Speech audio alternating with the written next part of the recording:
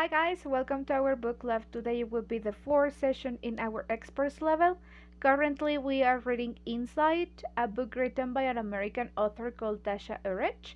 This video will cover chapter number 7 and chapter number 8. So let's just start. We're flying high like birds in the sky. From a Welcome back guys. As I told you in the introduction of this video, today we will cover chapter number 7 and chapter number 8. But before that, let's just remember what happened in previous chapters. So we have read three parts. In the first part, we knew about the 7 pillars and about how we can achieve it in order to know ourselves from inside. Then we just knew about the obstacles that don't let us, achieve that self-awareness that we're looking for. Then in the last session, in the last chapters, we just saw about some truths and myths about self-awareness. So, for example, the therapy and journaling, they are useful, but when they are used in the best way possible, when they are used, correctly. And if not, they may damage more than helping us. Also, we just learned about some tools. The most important one, meditation, but also there are some activities that we can do in order to achieve that state of meditation. So right now it is part number 4 in the book.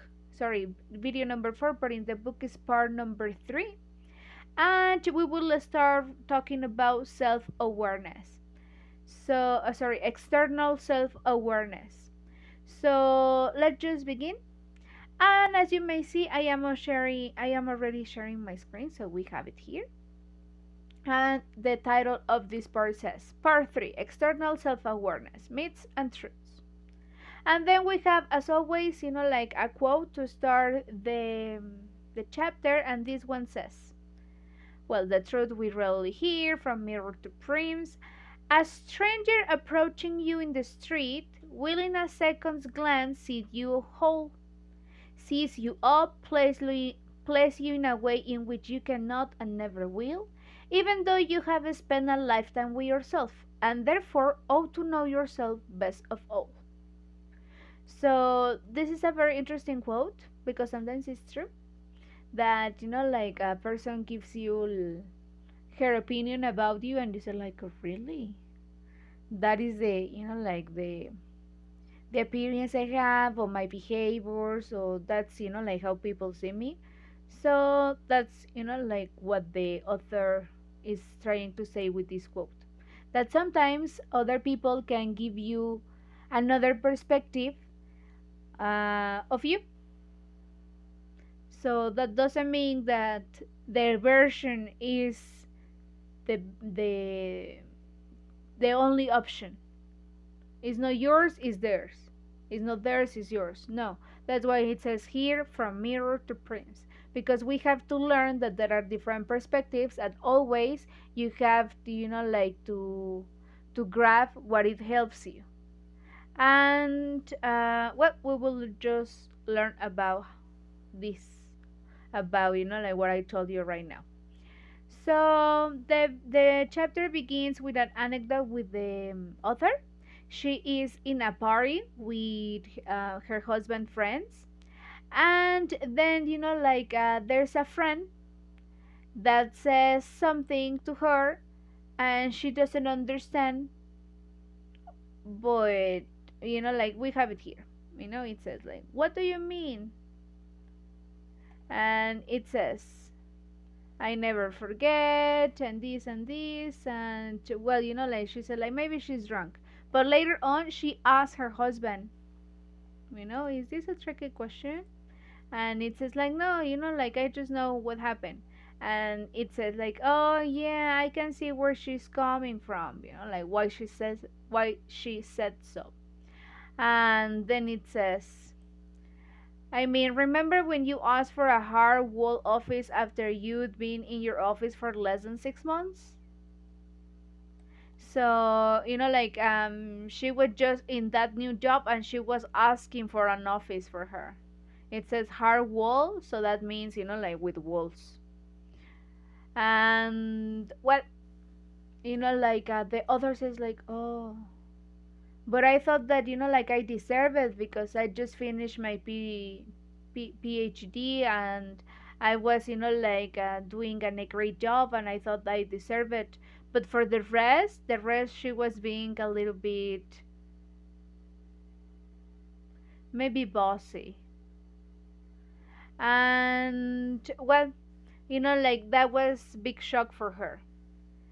And now she said like, oh, okay, okay, like people tend not to give feedback when it's something negative. So, like that's why she mentions that we have this mom. So it says, one simple fact. Even the people we are closest to. Oh, sorry. Oh no. Here. One simple fact. Even the people we are closest to are reluctant to share such information.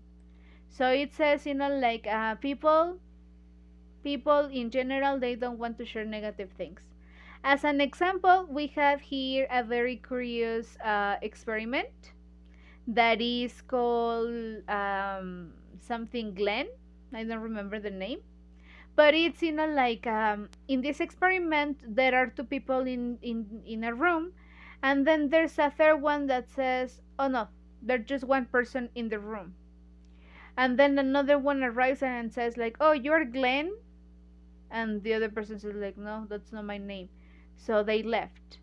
And then again they come and they say like, oh, Glenn is not here yet, he is just about to come. I have some bad news for him. His family is, something bad happened. And well, like after a while Glenn arrived. So some people were saying like, okay, like I think you should go to your house. Oh, I should this.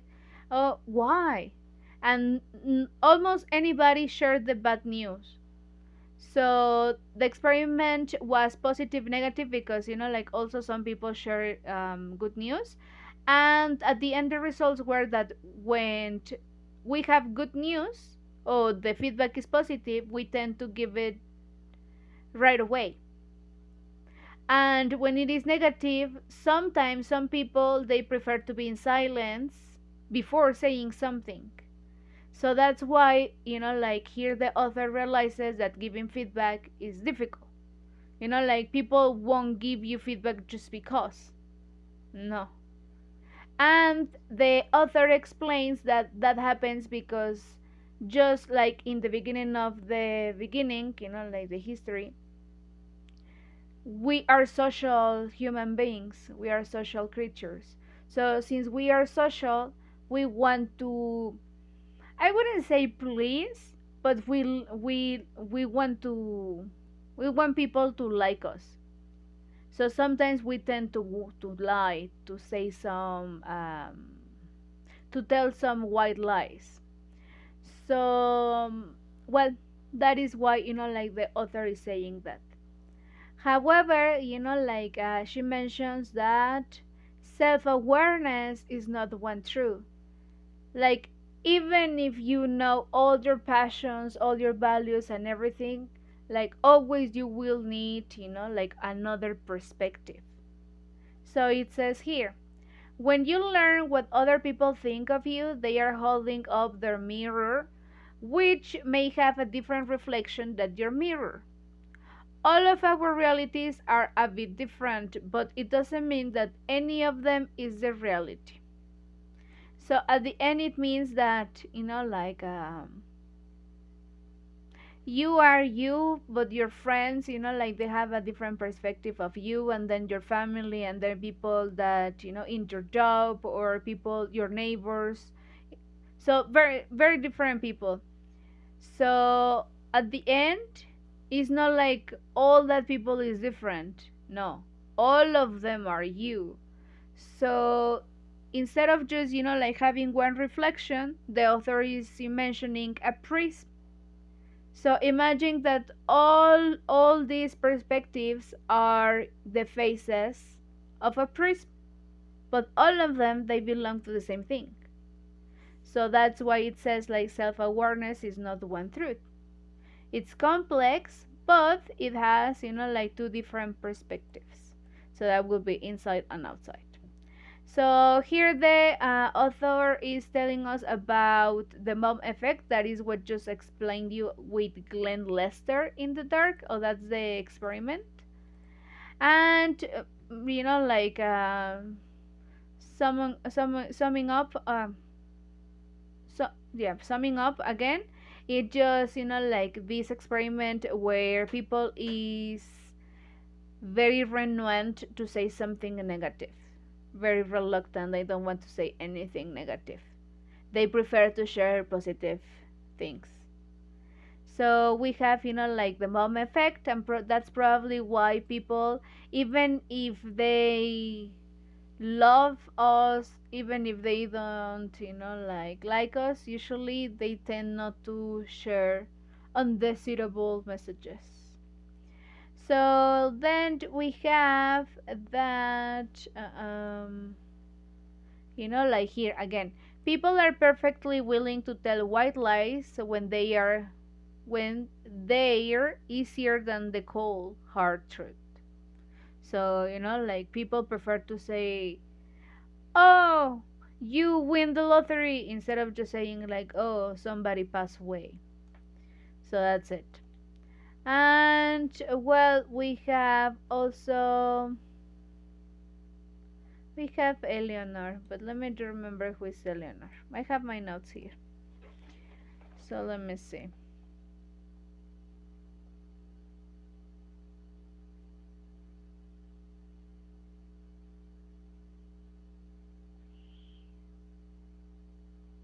Yeah, it is this, like a woman. Is this Eleanor? And she just was giving a presentation. She was giving a presentation, and she thought like, oh, I did well, I did excellent. So she but at the same time she was worried about it, like, what if I didn't? So she asked her partner like, hey, how did I do it? How did I did it? Sorry. And then this guy says like, oh, that was awesome, that was excellent, very good. But later on, they didn't get the job. So she was like, but like everything was perfect. How? Why? And well, time passes by, and then a third person was, like with her talking about the interview, and the presentation. And she says like, well, everything was okay, but I don't know what happened. And she said like, you don't know what happened? But like this guy told me that it was a disaster. And Eleanor says like, but I just asked him, and he told me that everything was good, so why he lied? He lied to me. So at the end, again, like everybody prefer, like to give feedback about you to everybody but you. So that's why the author says that, like in order to fight back the mom effect, we have the ostrich trinity. That is realizing that we also are not open to receive feedback unconsciously. So the first thing, or the first thought, is that we tend to think that we don't need to ask for feedback. Everything was perfect, excellent, very good. No, we always need to ask for feedback, like, hey, uh, did I don't know, did I move my arms during the presentation? How did I say this? Did I don't know. Like you need to ask for feedback, because it is important, since you can always improve something from it. So it says that the first obstacle is thinking that we don't need feedback. Then we have, like it says, other opinions are just as important for insight as our own. Then it says, I shouldn't ask for feedback. And the author says like, well, maybe this one is very similar to the previous one, but it's different. Because you said like, oh, I shouldn't ask her. I shouldn't ask this. So it says, we are socially and professionally rewarded for seeking critical feedback. Leaders who do are seen as more effective, not just by their bosses, but by their peers and employees. And not surprisingly, nearly three-quarters of our unicorns reported having a proactive strategy to get information from people who will tell them the truth. So if we take a page from their book and muster the courage to do so, we'll be rewarded with self-insight and a new perspective on how we can improve. So it says that at the end, we have to, because it's part of knowing ourselves.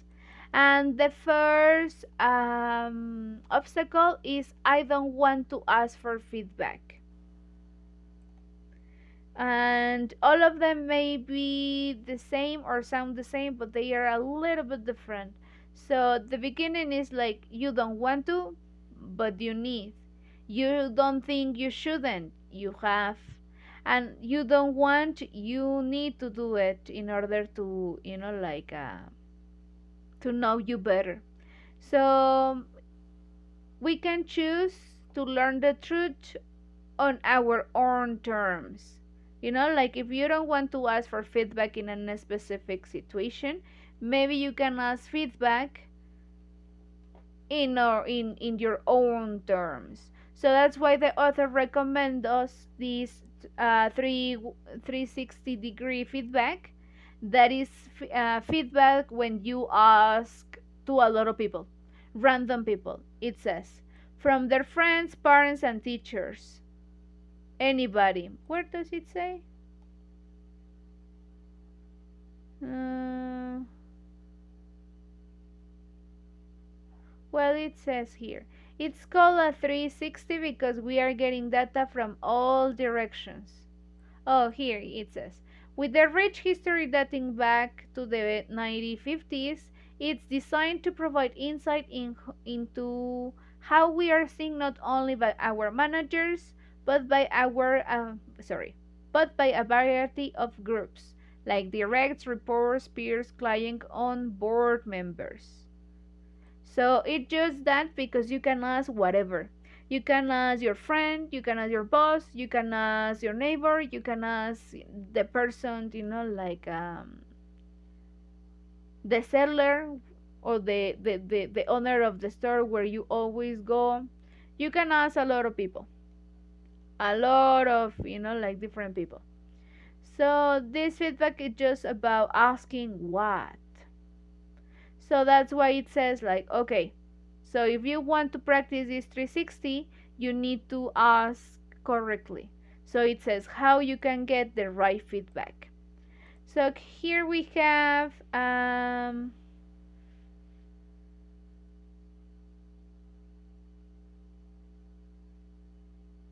oh yeah, like the right feedback. So we have the example of Kim. Kim was a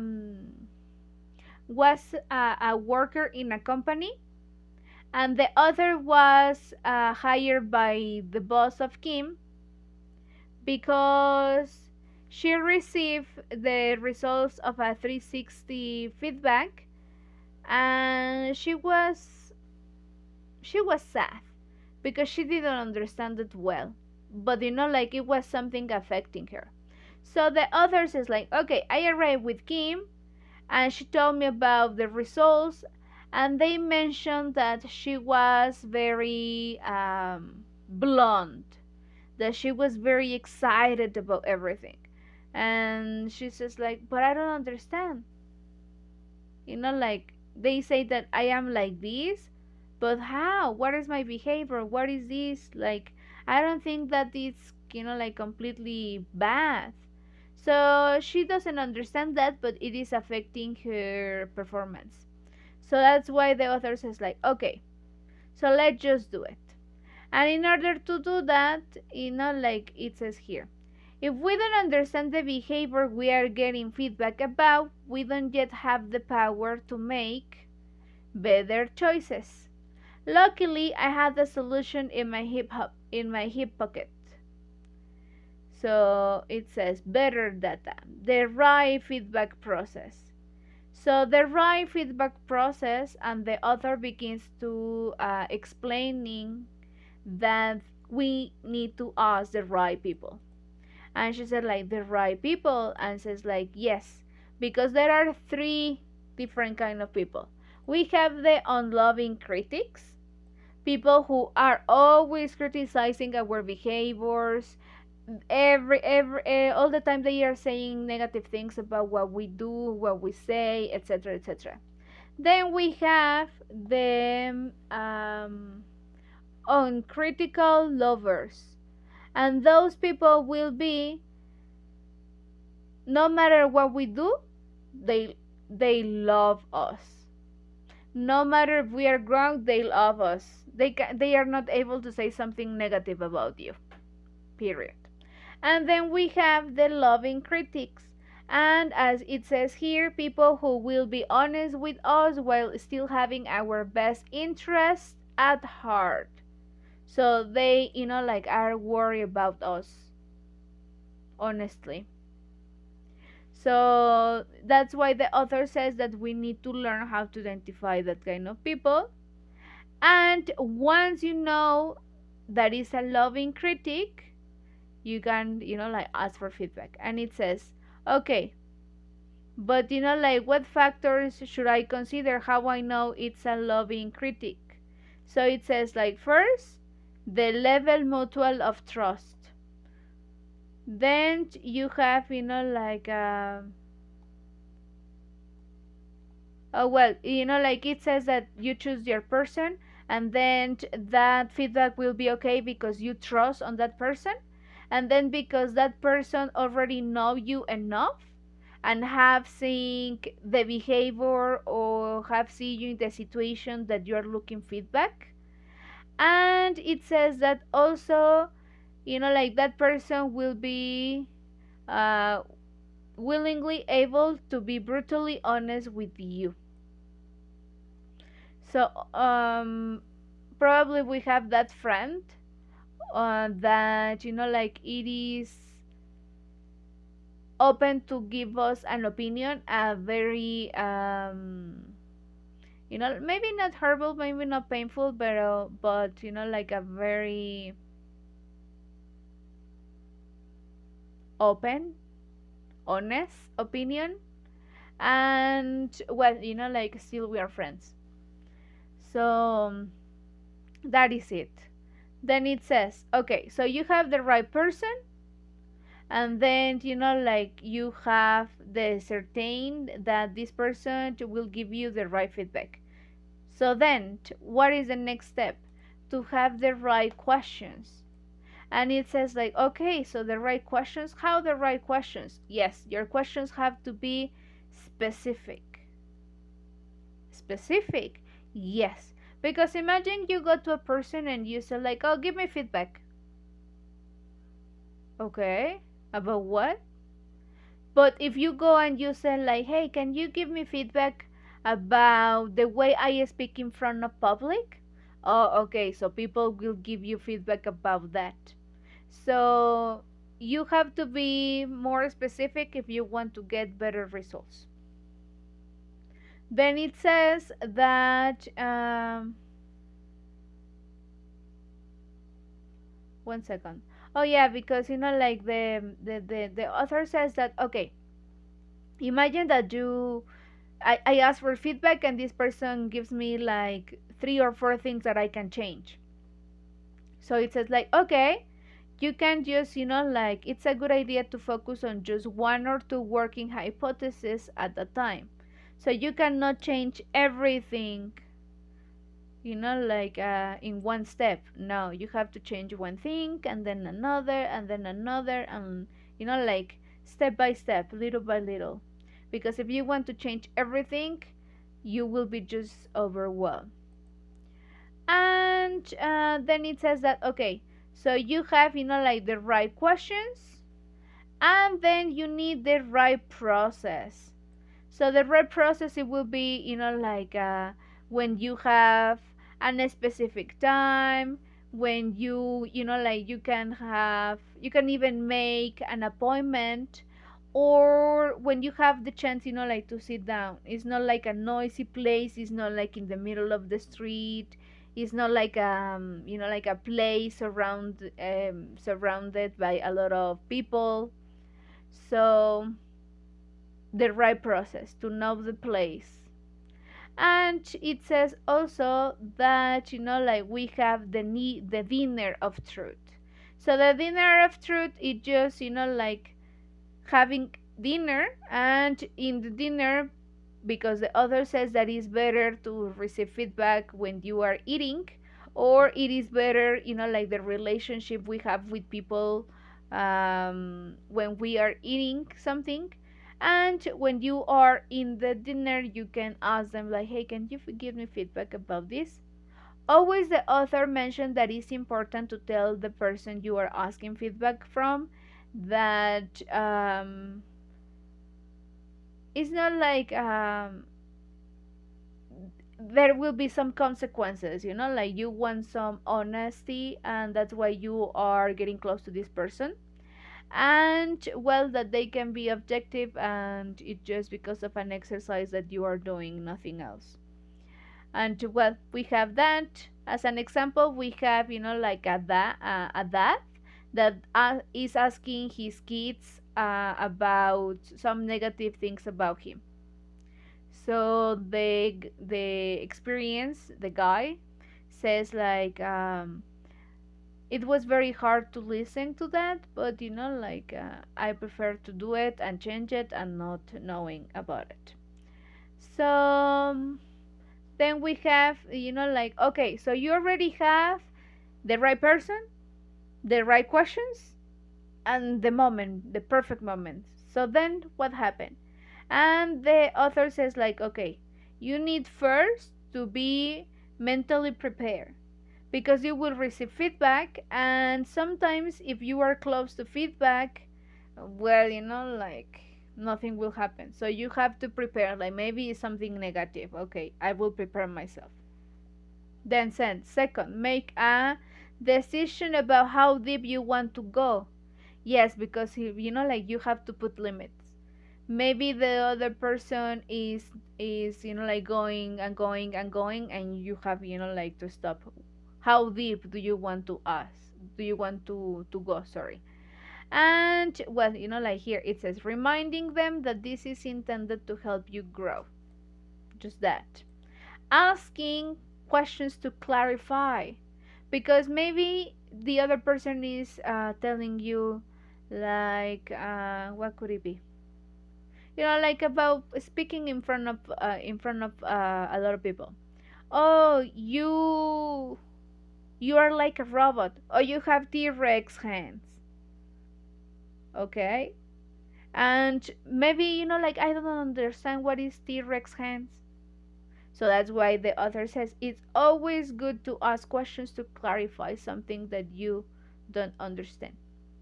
So, like if you have all these steps, you can get the right feedback. And if you have the 360 feedback, that will be, like awesome, because you will have a lot of perspectives.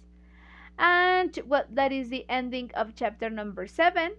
And then in chapter number 8, like after we have feedback, what do we do with that? So, chapter number 8, it says, receiving, reflecting on, and responding to difficult or surprising feedback. And as always, we have, like a quote, and this one says, if you wish information and improvement from the knowledge of others, and yet at the same time express yourself as firmly fixed in your present opinions, modest, sensible men who do not love disputation will probably leave you undisturbed in the possession of your error. So, like, okay, you already know you want to fix that, and like in your present opinions. So if people don't want to fight, so if you don't want to do anything, no, people won't tell you anymore. People won't tell you, and like you will continue having that mistake. So here we start again with like the quote is from um, is Ben Franklin's quote.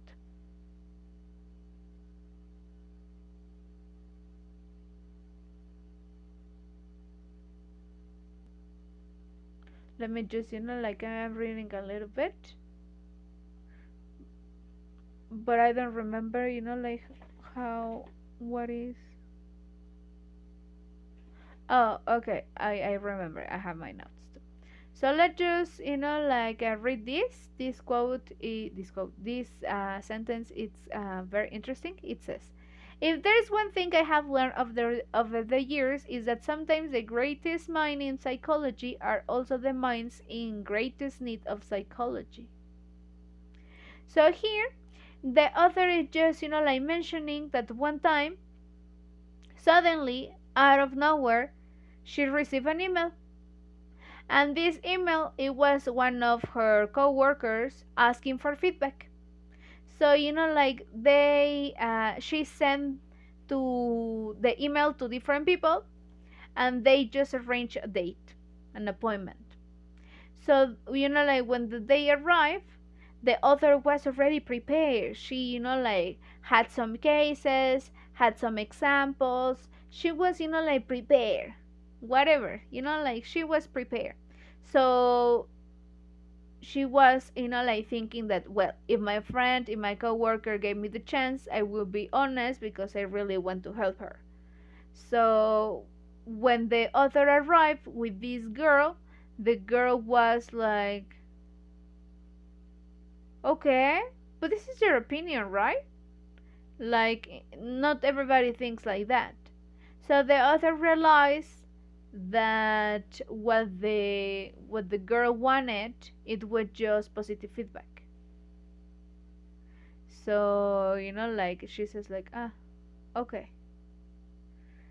And that's what like the quote mean too. And then we have like, okay, some people, they are not open to receive feedback. you know to gain true insight, we also have to learn how to hear that truth, not just listen to it, but really hear it. So like this girl, she had feedback, but she didn't want to pay attention to it. She didn't want to really hear it. So that's why like the author says that we have to be open. And well, how we can be open to feedback. So here we have like another example with Florence. It says a Nigerian businessman, the one we just like knew about in some chapters. And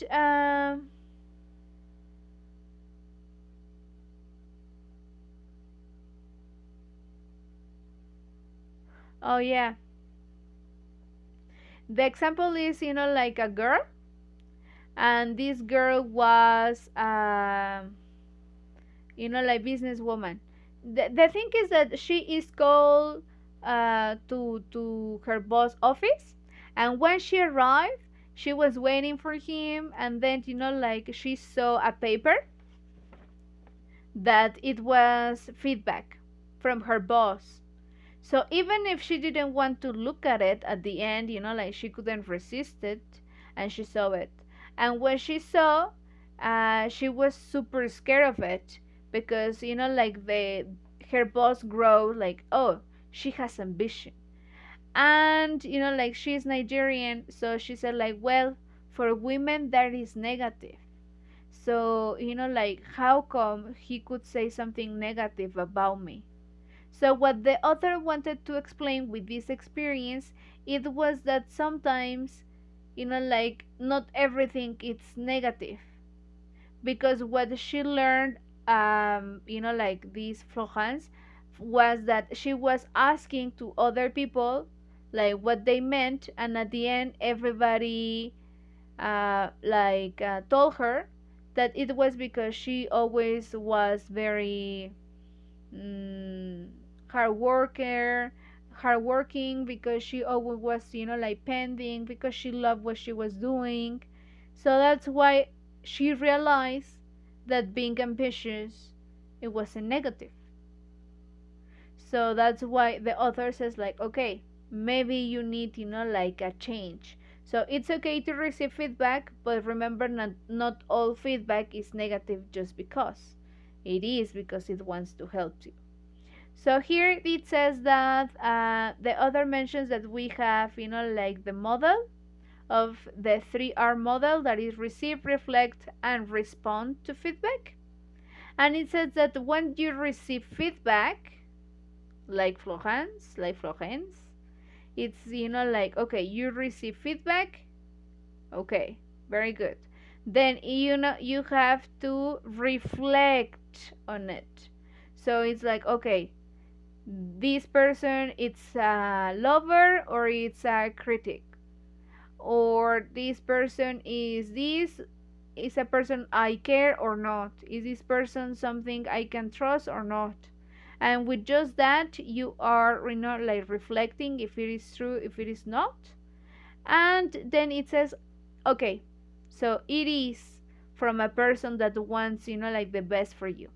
It is something that it's true. So now you have to respond to feedback. So that's why it says that, like here, the same process. Reflecting on feedback. Do I understand this feedback?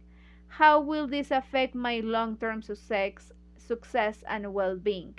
Yeah, because she says, like, in order to think, like to reflect, we can also ask if this feedback can affect our future if we don't change it, or if we change it.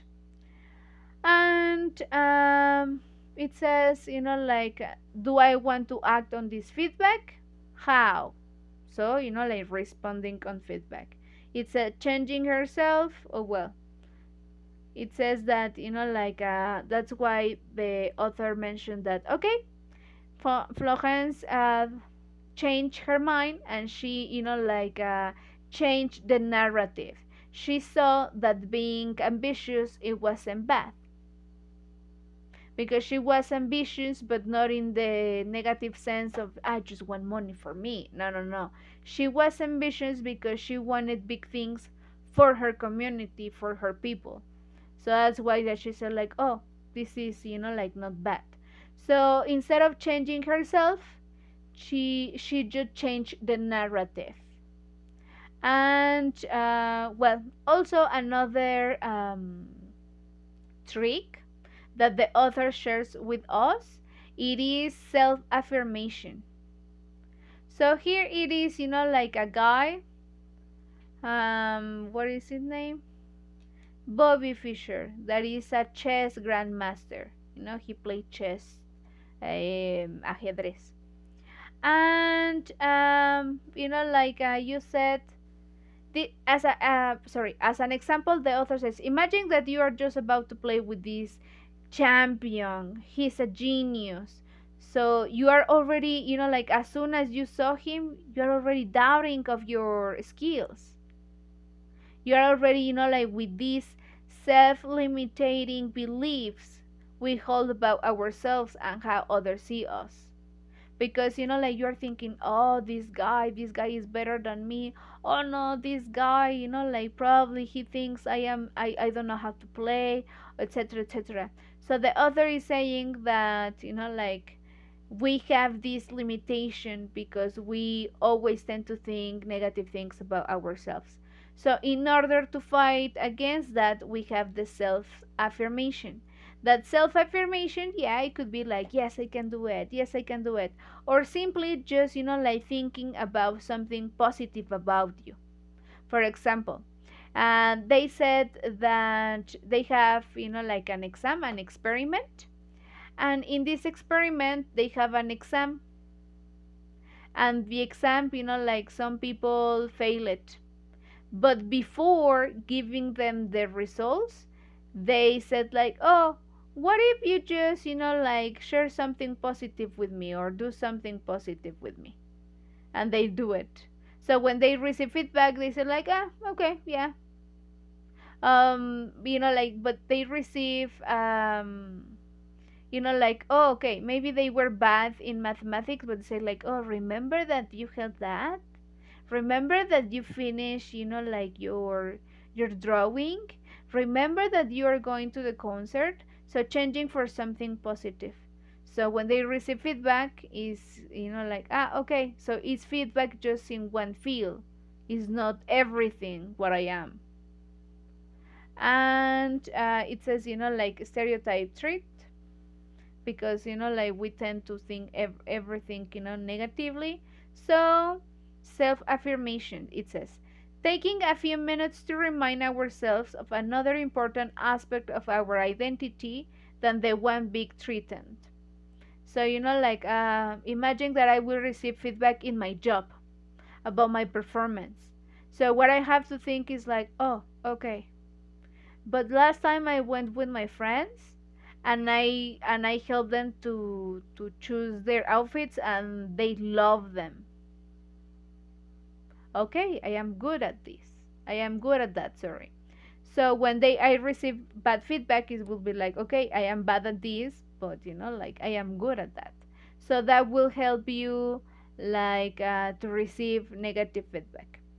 Just thinking about something positive, self affirmation. And what else do we have? Well, it says, like, let's see. My own anecdotal experience aside, researchers have recently discovered that reminiscing can indeed be a powerful mechanism of affirmation. So, that's good. You can always be, like, oh, I can do it. Yes, this. Or just thinking about something you are good at. Self affirmation is most effective when you do it before getting threatened feedback, negative. And it says, the flaws in our fabric when change isn't an option. So flaws, arrugas, defectos. And here we have, like an entrepreneur, Levi. He is a boss. But then, like one day, sorry, he was, like a guy, a random guy, and he was, like very nice and excellent with his employees and everything. And then suddenly, like, they grew, and they needed more hierarchies. So he was the boss because, like, he was the owner. And he realized that when he changed his title, everybody changed his behavior. And also, like, I think it is that maybe I am just, like, confusing stories. But the thing is that this guy noticed the performance and everything, like, change. So he received feedback, and the feedback was like he was very serious. He was, like, change something. Now I am confusing the anecdotes because he wasn't very open. He was very serious. He was, like, very direct. So after reflecting on that feedback, the guy says like, but that's how I am. I cannot change myself. So what he did, it was, like, he called his employees to a meeting, and he told them like, hey, I am, like, I am I am not very social. Like, I won't remember your birthdays. I won't remember the name of your kids. I won't remember, like, a lot of stuff. And it's not because you are not important to me. You are. But it's not like part of my personality. What I can't, like, promise you, because you matter to me, is that I will do something for this company, so you will continue having your check on time. You will continue having, like, a job to come back. You will have, like, the the comfort I can give you. So it seems that, like, everything came back to normal, because, like, everything improved the relationship, also the performance. And even if the guy was very serious, at the end he could, like start, he could start making jokes, and like telling jokes sometimes, or maybe like say their employees were laughing at him but not with bad intentions, they were laughing with him. So then it says that, like he learned that he could have changed that part. So he received feedback that he was very serious, or he was, like doing something negative. It, it seems that he didn't care about his employees, and he said like, well, I cannot change that. So it says like, okay, when you have something that you cannot change, accept it. Like it's part of you. You are not just one, like reflection. You are several. So if you find a reflection that you don't like and you cannot change, well, like it's part of you. You cannot change it. Accept it. So that's, like the author is explaining us here. And let's just read this, that it says, the best way to manage our weaknesses isn't always clear cut, but the first step is to openly admit them to ourselves and then to others. It says, to accept the things we cannot change, simply.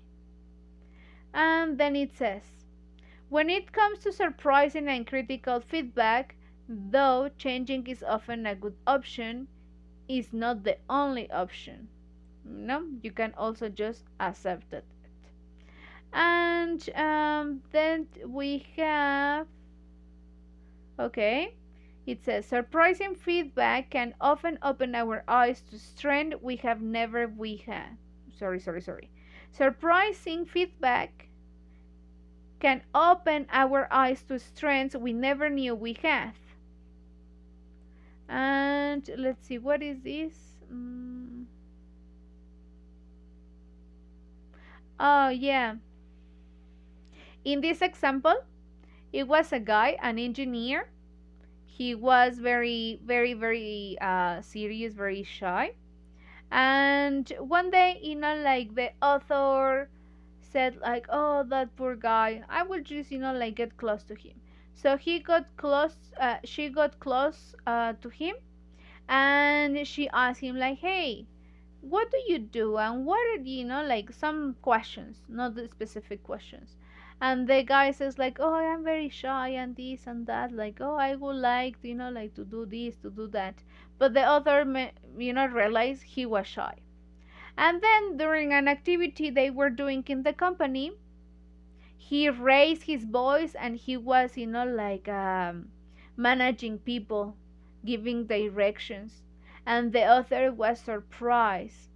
So what the author wanted to say here, surprising feedback, it's because the author told the guy like, hey, you are a good leader, you are good at this, so you can do it. So like believe in it, or trust in yourself, because you are able to do this.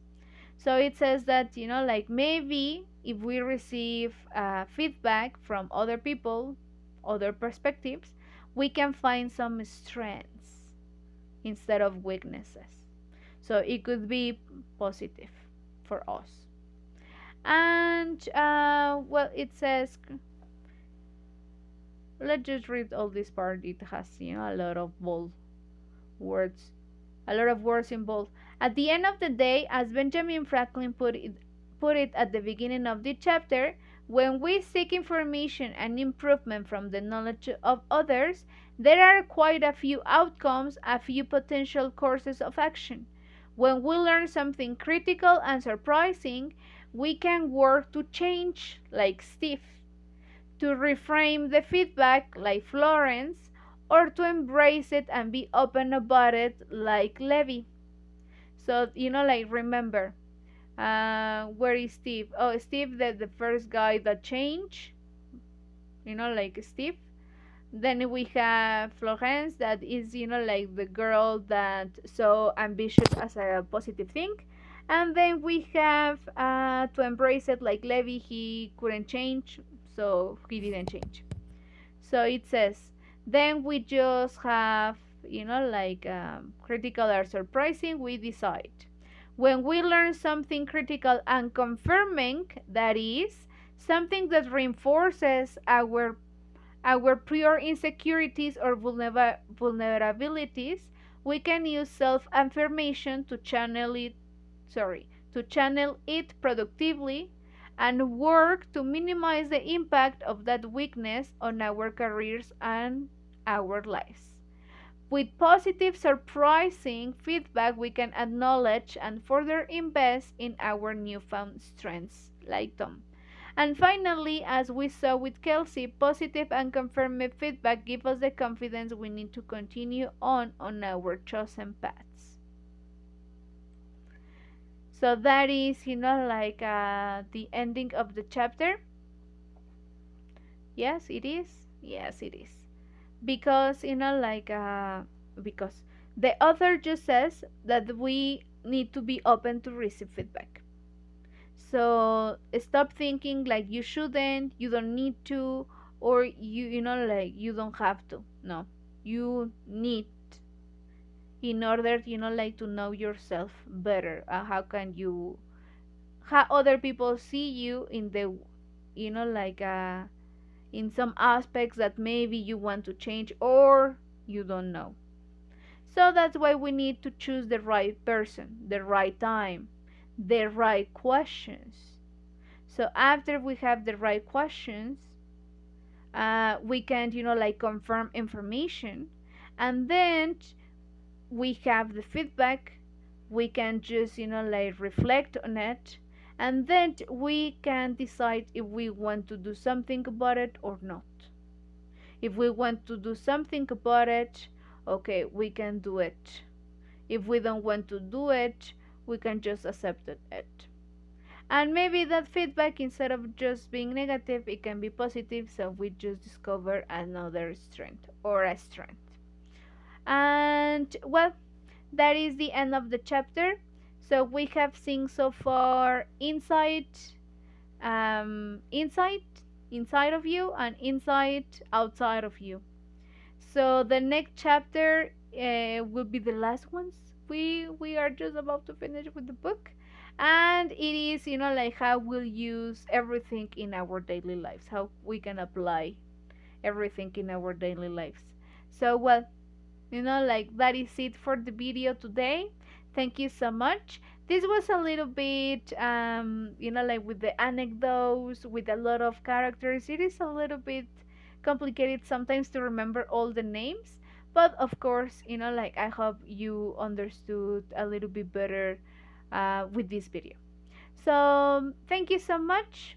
Continue your reading, and I will see you in the next video. Thank you so much.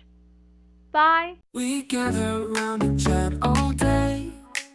New words to learn in every way. No fear of wrong, just give a try. We're flying high like birds in sky. From A to Z we say hello. Each day we watch our language grow. Together we will break the ice. In Talk English we find paradise. Right now, let's talk in English, hear us loud. Breaking barriers, tearing down the clouds. Every word's a step we're taking now. In this club we'll make each other proud. Hey now, let's talk in English, hear us loud. Breaking barriers, tearing down the clouds. Every word's a step we're taking now. In this club we'll make each other proud. With laughter, jokes and stories told. In conversation, hearts unfold. We share, we learn, we understand. Building bridges hand in hand. No grammar rules can hold us still. We're climbing higher up the hill. Every sentence, every phrase. In Talk English, we like the blaze. In Talk English, we like the blaze. Hey now, let's talk in English, hear us loud. Breaking barriers, tearing down the clouds. Every word's a step we're taking now. In this club we'll make each other proud.